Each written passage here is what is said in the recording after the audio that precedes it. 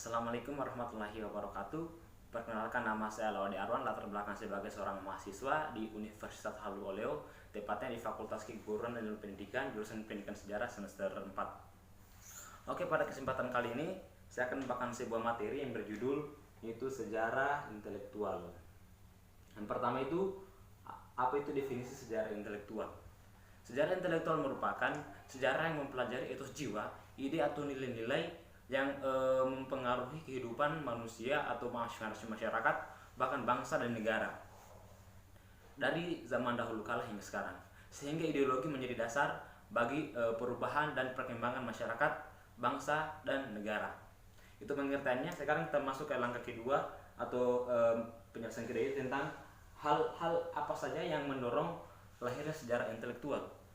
Perlu kita ketahui bersama bahwa sejarah intelektual telah mempunyai kedudukan yang sangat mantap di Amerika Serikat. Itu menurut terbitan American Historical Association. Tetapi mereka tidak memakai istilah sejarah intelektual, tetapi mereka memakai istilah sejarah kebudayaan atau ide-ide sosial. Namun di dunia barat yang kebanyakan yang biasanya itu dipakai adalah istilah lain seperti ide-ide. Dalam arti yang sangat luas, sejarah intelektual dapat diartikan sebagai pokok masalah, data apa saja yang ditinggalkan oleh aktivitas pikiran-pikiran manusia. Yang terpenting adalah bahan-bahan yang terpenting adalah karya para filsuf, seniman, penulis, dan ilmuwan. Secara intelektual juga mencoba mencari kembali dan memahami penyebaran karya pemimpin masyarakat dan ide-idenya pada masyarakat tertentu. Beberapa komponen dari sejarah intelektual terdapat dalam penulisan cara yang dapat ditemukan sampai zaman Yunani. Herodotus melakukan penelitian ketika membahas kepercayaan agama orang-orang Mesir, ketika membahas tentang sifat nasional orang-orang Athena dan Sparta. Ternyata kedua-duanya itu menulis tentang sejarah intelektual. Selanjutnya kita akan masuk ke pokok yang ketiga, yaitu ruang lingkup sejarah intelektual. Ruang lingkup sejarah intelektual itu sangat banyak, mencakup aktivitas pikiran-pikiran manusia seperti karya filsuf, seniman, penulis, ilmuwan spesifik seperti filsafat, kesusastraan, agama, ilmu pengetahuan, kesenian, dan lain. Pokoknya banyak sekali itu ruang lingkup sejarah intelektual. Kita masuk yang keempat, yaitu apa itu ontologi. Ontologi merupakan suatu kajian filsafat yang paling kuno yang berasal dari Yunani. Studi tersebut membahas keberadaan sesuatu yang bersifat konkret seperti itu. Tokoh Yunani yang memiliki pandangan yang bersifat ontologis dikenal seperti Thales, Plato, Aristoteles, ya seperti itu.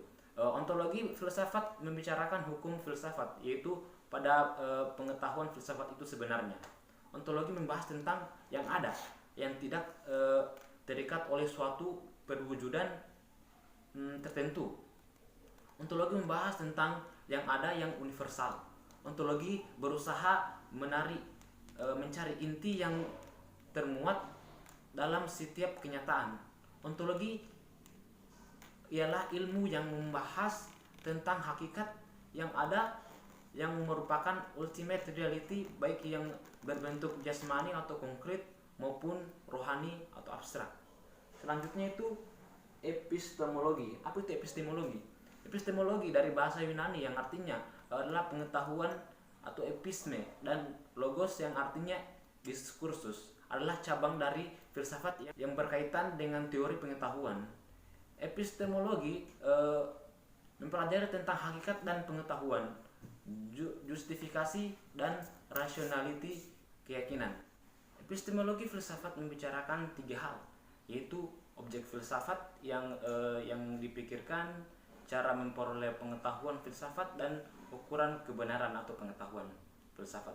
Istilah epistemologi dalam bahasa Inggris yang dikenal dengan istilah theory of knowledge. Epistemologi berasal dari asal kata episteme dan logos. Episteme berarti pengetahuan dan logos berarti teori.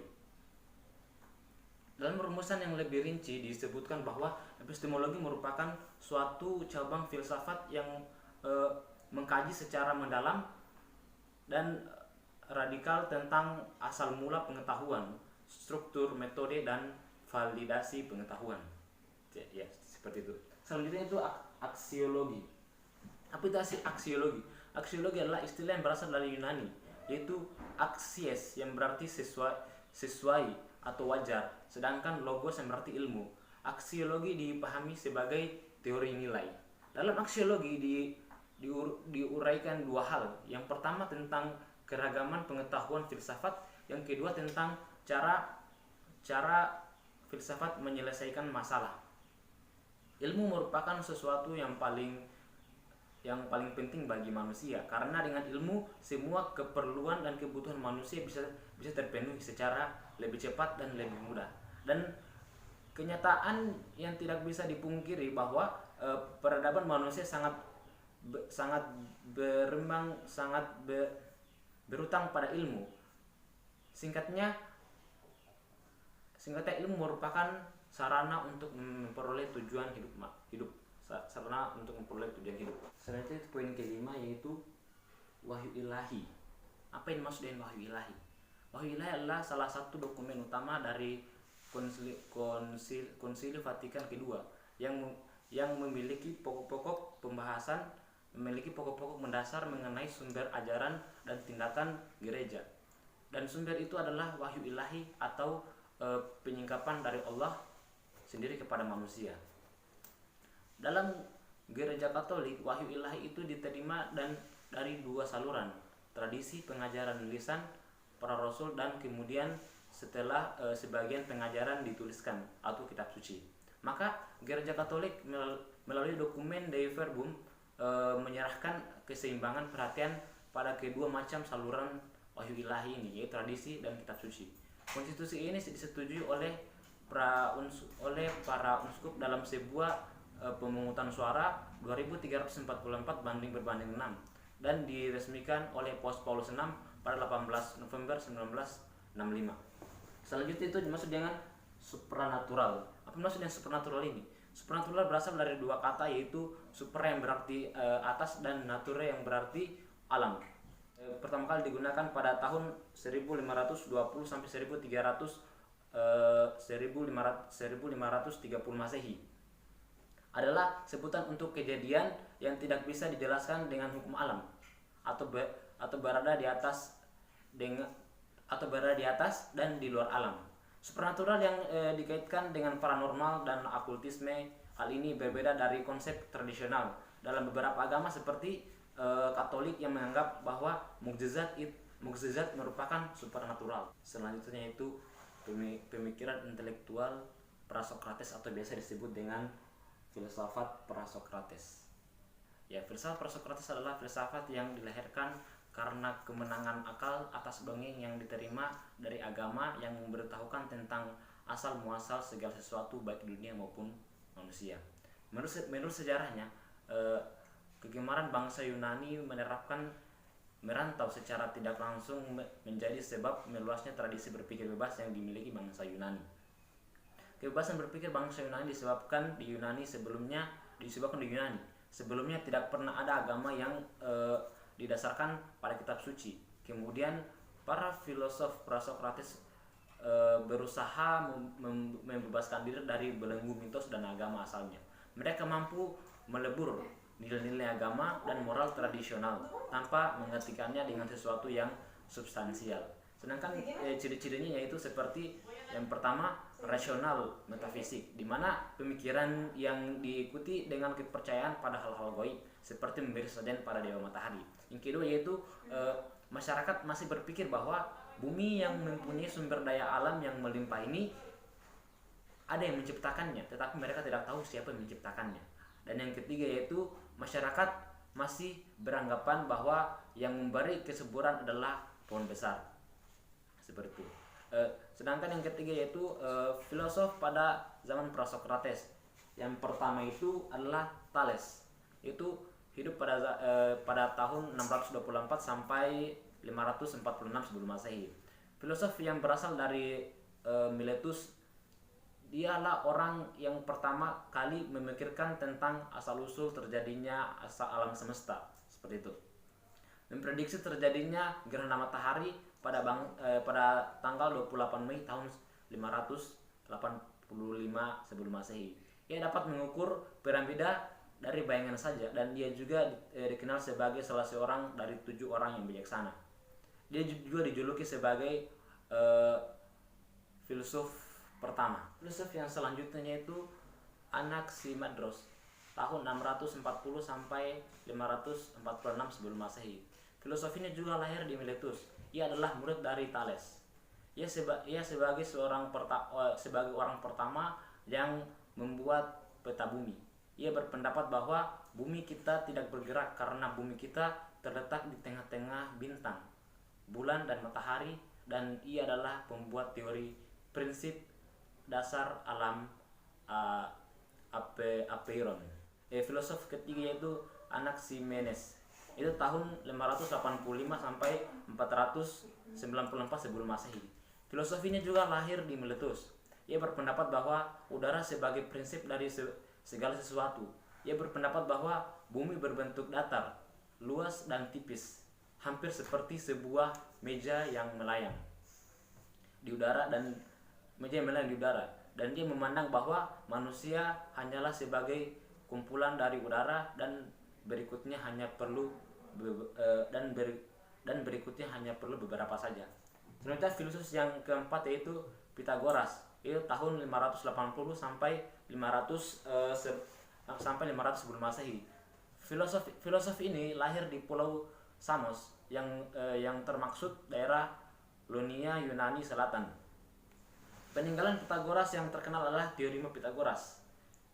Ia mendirikan suatu tarekat beragama yang disebut kaum Pitagorean, dan ia membuka sekolah di Kroton yang menerima murid tanpa membedakan jenis kelamin. Selanjutnya yaitu filosof yang kelima yaitu Areolitus, tahun 540 sampai 480 sebelum Masehi. Filosofinya lahir di Ptanus. Pemikiran filsafatnya terkenal dengan filsafat menjadi segala sesuatu itu selalu berubah, dan ia berpendapat asal segala sesuatu itu berasal dari api. Ia mengemukakan bahwa tiap benda terdiri dari hal-hal yang sifatnya berlawanan dan bertentangan, dua ekstrim yang saling bertolak belakang. Walaupun demikian tetapi membentuk satu kesatuan, seperti itu. Yang ketujuh yaitu pemikiran intelektual masa Sokrates, atau biasa disebut dengan filsafat masa Sokrates. Sokrates dilahirkan, mungkin terlebih dahulu kita ketahui siapa itu sebenarnya Sokrates. Sokrates dilahirkan di Athena tahun 470 sampai 399 sebelum Masehi. Dia bukan keturunan atau orang yang kedudukan tinggi, melainkan anak dari seorang pemahat bernama Paenarete.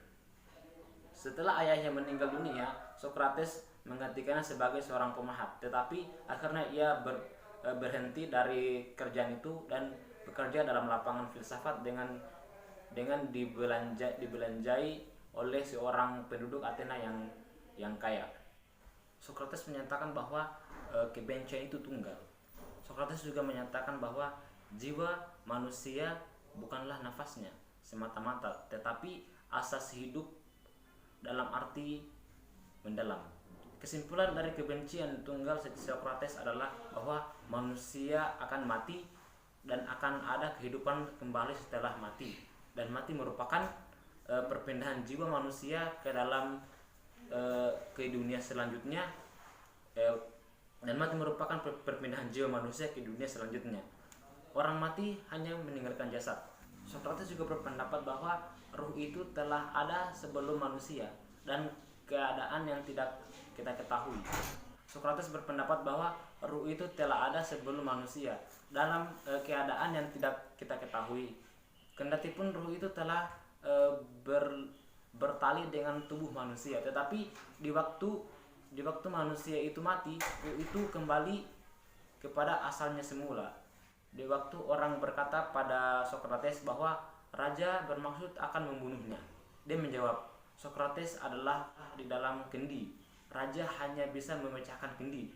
Kendi pecah tetapi air akan kembali ke dalam laut. Maksudnya yaitu yang hancur dulu adalah tubuh, sedangkan jiwa adalah kekal atau abadi. Pada akhirnya Sokrates dihukum mati dengan diberikan racun. Kenapa dihukum mati? Karena lewat pemikiran-pemikirannya, karena pemikiran Sokrates terlalu kritis sehingga dia dihukum mati. Selanjutnya itu filsafat masa Helenisme dan Romawi. Helenisme dalam bahasa Yunani kuno yaitu Hellenizing, yang berarti berbicara atau berkelakuan seperti orang Yunani.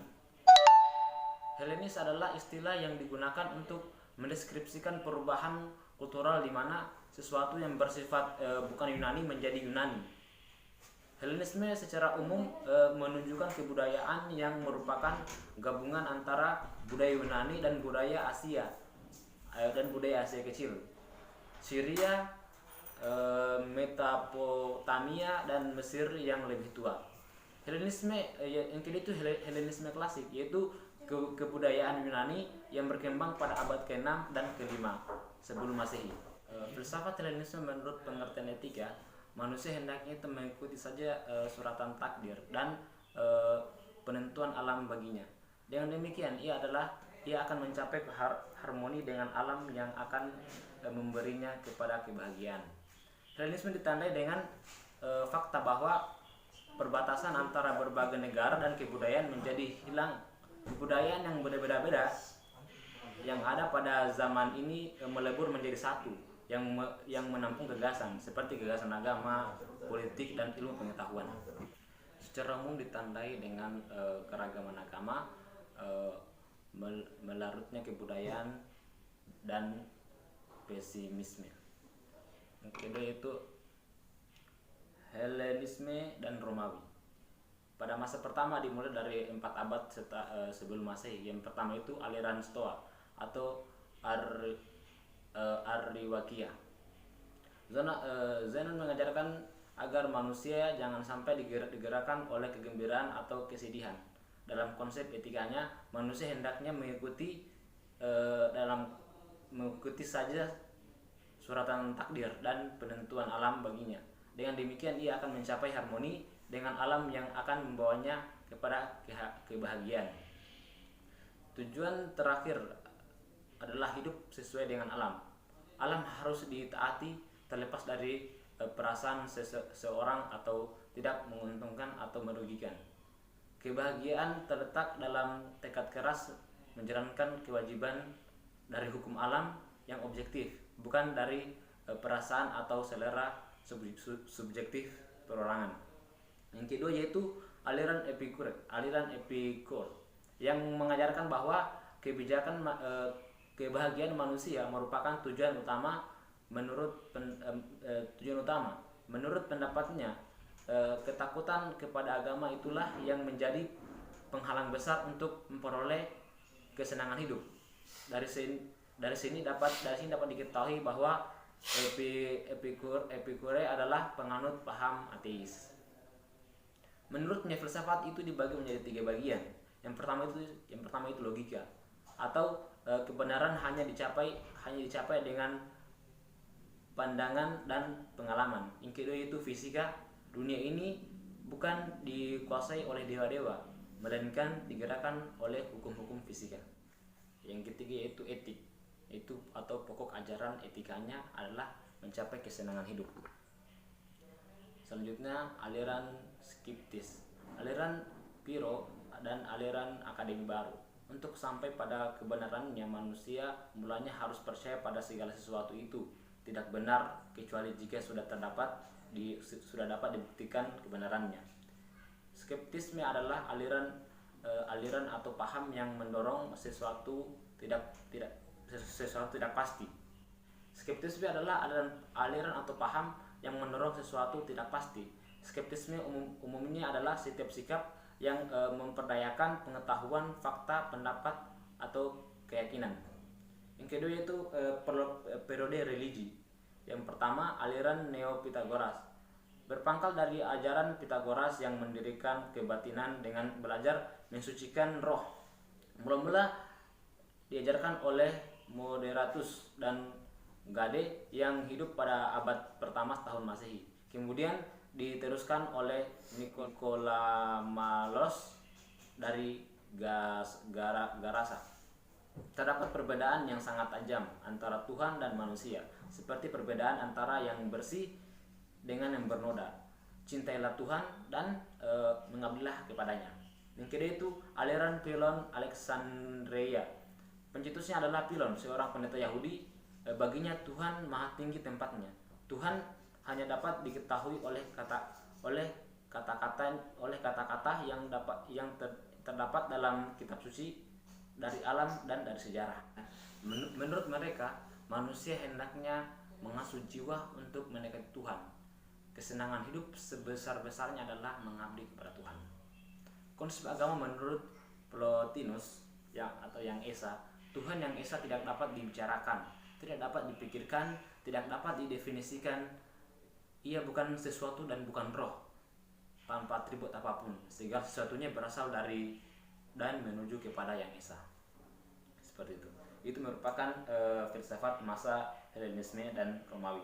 Selanjutnya itu kita masuk ke materi yang terakhir, yaitu syarat pemikiran di Cina. Pernah kita berpikir bahwa kenapa orang Cina adalah orang yang kaya? Kenapa mereka dikenal dengan orang yang punya banyak uang? Karena mereka itu menerapkan jiwa kapitalis. Jiwa kapitalis ini bukan saja di Barat tapi juga di Cina. Seperti itu. Jiwa kapitalis Cina, biasanya orang Cina yang melakukan perantauan, mereka memiliki fenomena yang menarik. Misalnya mereka melakukan perantauan di Indonesia, mereka hanya minoritas, mungkin sekitar 2% jumlah penduduk Indonesia. Namun mereka menguasai 75% dari perekonomian Indonesia. Itu karena mereka menerapkan ajaran Konfusianisme. Yang mulanya dicetuskan oleh seorang yang bernama Confucius tahun 551 sampai 479 sebelum Masehi. Dan ajaran Konfusianisme ini sudah mengakar ke dalam peradaban masyarakat Cina secara turun-temurun selama ribuan tahun hingga sekarang. Kenapa bisa berkembang di Cina? Itu ajaran Konfusianisme. Karena ajaran Konfusianisme ini bukan hanya berupa agama. Ajaran ini hadir tidak untuk menggantikan agama, tetapi sebagai pelengkap nilai ajaran semua agama. Ajaran Konfusianisme ini sebuah ajaran yang kompleks karena pada dasarnya ajaran ini mengedepankan kekeluargaan. Inilah yang membedakan jiwa kapitalisme orang Cina dengan orang-orang Barat.